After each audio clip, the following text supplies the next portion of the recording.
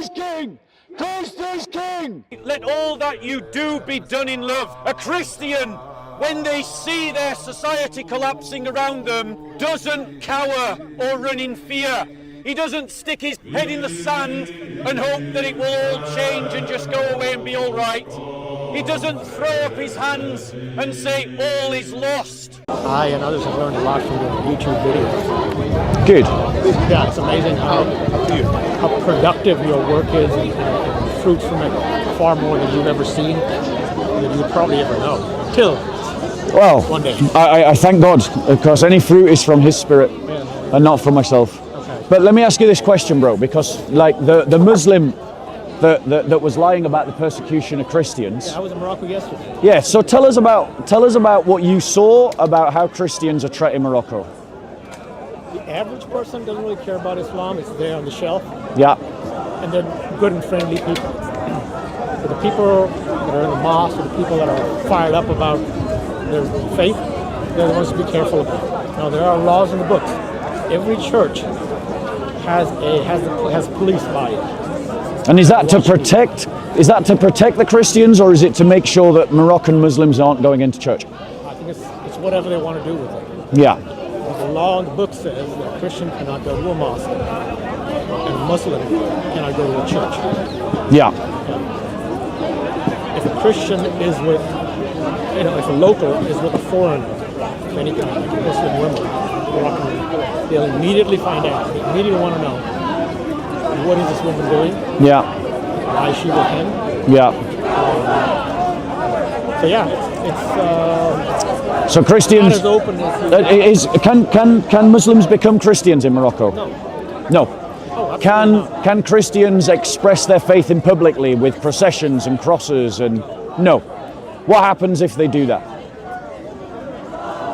I'm sure the authorities will have something to say. Yeah. Are churches being raided by the Moroccan police? Or are Christian Not at the missionaries? moment, not at Good. the moment. I think the last few years they have calmed down and they have opened up. Yeah. That has not been the case before. Right. Yeah. They did share a lot of things with Algeria, which of course is very Islamic, Yeah. very anti anything else. So there are differences developing between Morocco and Algeria. Algeria is exactly all the things that you said, Yeah. worse. Yeah.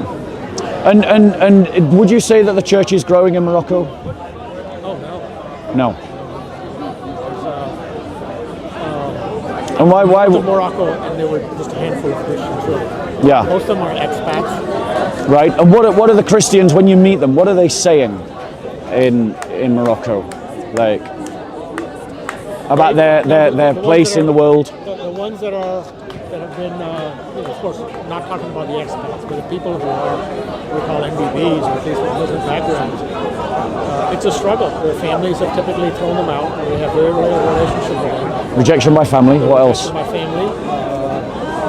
It's dangerous if they're from a small part of the country, because they could be killed. They could be physically harmed. So threat of death, threat of physical harassment. Women are usually divorced.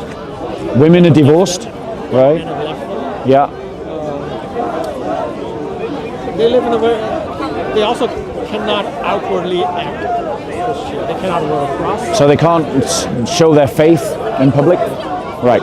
So, I mean, and I'm just saying this for the brothers and sisters that watch on the camera, that this demonstrates exactly why, as Christians, we need to up our game, because we are allowing this ideology to come here in the UK, and the liberals and left-wingers want to pretend that it's not happening.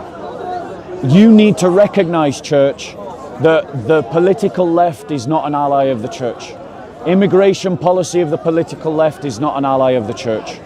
And Christians are going to suffer in this country because of policies that Labour want to pursue.